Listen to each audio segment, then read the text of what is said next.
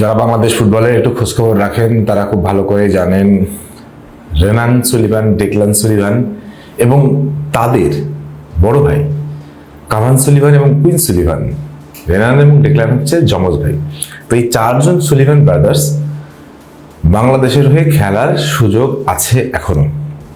তার মধ্যে রেনান এবং ডেকলানের অলরেডি সাফ অনূর্ধ্ব-20 দলে চান্স পাওয়া হয়ে গেছে, মানে ক্যাম্পে ডাক পড়েছে। কাভান এবং কুইনের ব্যাপারটা একটু ঝুলে আছে, কারণ অলরেডি তারা একজন যুক্তরাষ্ট্রের হয়ে ডেবু করে ফেলছে, একটা ম্যাচ খেলছে। যদিও ফিফার নিয়ম অনুযায়ী একটা ম্যাচ খেললে জাতীয়তা চেঞ্জ করার সুযোগ থাকে। কিন্তু প্রথমে আমি যে জিনিসটা আলাপ করতে চাই সেটা হচ্ছে যে এই সুলিভান ব্রাদার্সের বাংলাদেশের হয়ে খেলার কোনো দরকার ছিল না, কোনো প্রয়োজন ছিল না। কেন? কারণ তারা নানির জন্মসূত্রে হচ্ছে তারা বাংলাদেশি, মায়ের ক্ষেত্রেও না, তারা বাবার ক্ষেত্রেও না, কোনো ক্ষেত্রেই না, নানির সূত্রে। তো নানির সূত্রে একটা দেশকে রিপ্রেজেন্ট করবে, একটা দেশকে ভালোবাসবে, ব্যাপারটা কি খুব সহজ মনে হচ্ছে আপনাদের কাছে? ব্যাপারটা একদমই সহজ না।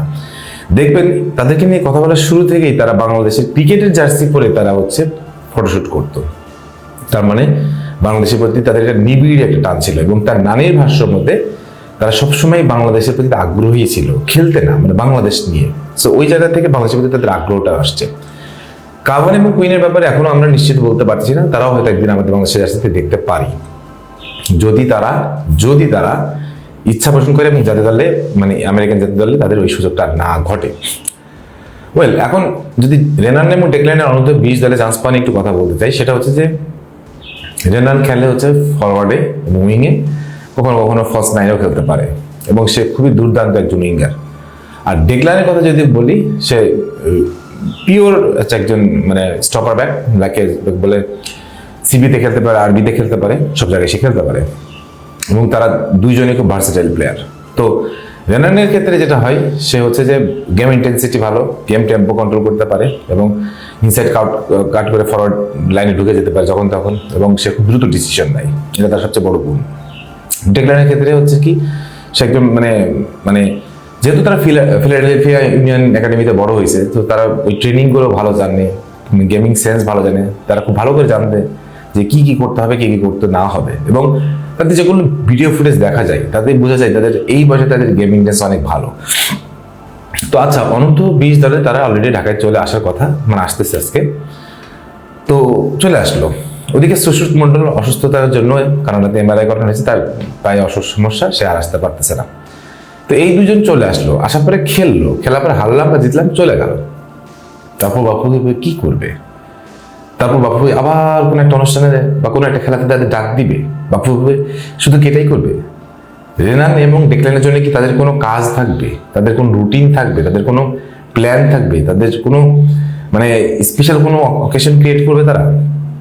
লাইক হচ্ছে যে সাব অনূর্ধ্ব কবে হবে, এশিয়ান অনূর্ধ্ব কবে হবে, তারা আবার তখন খেলবে, এই জিনিসগুলো হওয়ার চাইতে কি তাদেরকে বেশি প্রায়োরিটি করা হবে? আমি বেশি প্রায়োরিটির কথা বলছি কারণ বিদেশে অনেক বংশোদ্ভূততা আসে। আমি রেনান এবং ডেকলানকে উদাহরণ দিচ্ছি যেন আরো সবাইকে নিয়ে আমি সেম কথাটাই বলতে পারি। এবং মজার ব্যাপারটা হচ্ছে রেনান এবং ডেকলানকে কতটুকু যত্ন করব তার উপরে নির্ভর করতেছে কাভান এবং কুইন সুলিভান তাদের মন ঘুরাবে কিনা, কারণ এখনো তাদের আমেরিকার ত্যাগ করে বাংলাদেশে খেলার সুযোগ আছে।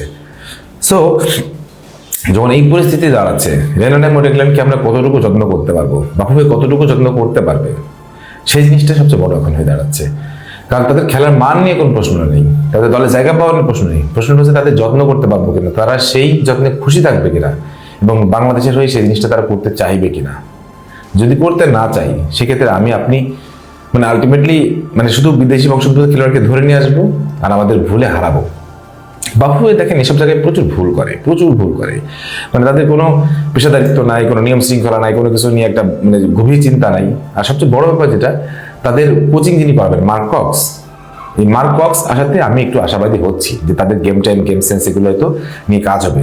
কিন্তু এই ছোটন কাকু লং বল পাস দিয়ে, এই ছোটন কাকু যদি থাকতেন তাহলে আমি বলে দিতাম নিঃসন্দেহে রেনান এবং ডেকলান এই সিরিজ খেলার পরে চলে যেত, আর আসতো না। সিম্পল, কারণ তারা জানে যে আমরা কোন একাডেমিতে বড় হয়েছি, একাডেমিতে কোন কোচার আন্ডারে বড় হয়েছি। এই ছোটন কাকু দিয়ে তারা কখনোই আমাদের মন মতো খেলা উপহার দিতে পারতো না, খেলতেও না। সো সবকিছু যখন ব্যাটাপলা মিলে যাচ্ছে এবং তাদের প্রতি যখন আমরা যত্নশীলতার পরিচয় দিচ্ছি দর্শকরা বা আমরা ফ্যান পেজরা, তখন বাফু ভাই যদি তাদের প্রতি পিওর যত্নটা দেয়, পিওর টেক কেয়ারটা করে এবং পিওর যদি তাদের খোঁজ খবর রাখে, তাহলে কাভার এবং কুইন সেলভানকে পাওয়াটাও আমাদের জন্য খুব টাফ হবে না, আমার বিশ্বাস অন্তত। সো বাফু ভাইয়ের উপর নির্ভর করতেছে যে এইবার আমরা কিভাবে যত্ন নিব এবং কতটুকু যত্ন নিয়ে তাদেরকে আমরা দেখে শুনে রাখবো। রেনান এবং ডেকল্যান সত্যি কথা বলতে কি বাংলাদেশের জন্য আশীর্বাদ, কারণ তাদের বাংলাদেশে খেলার কোনো দরকার ছিল না। তারা যদি সিম্পল আমেরিকাতেও যদি শুধু ক্লাব খেলে বেড়ায় তাও তাদের কোনো দরকার ছিল না, কারণ তাদের তাদের জীবন, তাদের ক্যারিয়ার সবকিছুই ভরে গেছে। কারণ ফুটবল না হলে তাদের অন্য ক্যারিয়ার আছে। কিন্তু বাংলাদেশের হয়ে যখন খেলতে চাইতেছে তখন নিশ্চিতভাবে আপনাকে এটা ধরে নিতে হবে যে এটা বাবার দেশ না, এটা মায়ের দেশ না, এটা নানির দেশ। সেই দেশে হয়ে যখন খেলতে যাচ্ছে তখন ধরে নিতে হবে নিতান্ত এটা আবেগের কাজ, কারণ তাদের বড় ভাই অলরেডি আমেরিকার হয়ে মানে প্রতিনিধিত্ব করে ফেলছে। তো তাদের সেই সুযোগটা আছে, কারণ তাদের বয়স একেবারেই কম। তারা এখনো ভালো যদি খেলতে পারে খেলে, তাদের সেই সুযোগটা থাকবে। কিন্তু সেই সুযোগটা না রেখেই তারা বাংলাদেশের যখন খেলতে আসতেছে তখন সেগুলোকে অবশ্যই অবশ্যই যত্ন নেওয়া উচিত। আমার লাস্ট ভিডিওতে সবাই আমাকে জানতে চেয়েছেন ভাই কিউবা মিচেলকে কেন নেওয়া হচ্ছে না। ভাই আমি আর এই ব্যাপারটা নিয়ে কত কথা বলবো। কিউবা মিচেলকে নেওয়া হচ্ছে না। কিউবা মিচেলকে না নিয়ে আমরা নিচ্ছি কাকে? সোহেল রানা জুনিয়র, সোহেল রানা সিনিয়র, আমরা নিচ্ছি হচ্ছে হৃদয় ফিদয়, এইসবকে নিচ্ছি। তাই কিউবা যেখানেই খেলুক, যেই একাডেমিতে বড় হয়েছে, যে বার্মিংহাম সিটি বা আদার্স সান্ডারল্যান্ড যেসব জায়গায় খেলে সে বড় হয়েছে, তার ধারে কাছে যেতে পারবে না আমাদের তথাকথিত মিডফিল্ডাররা।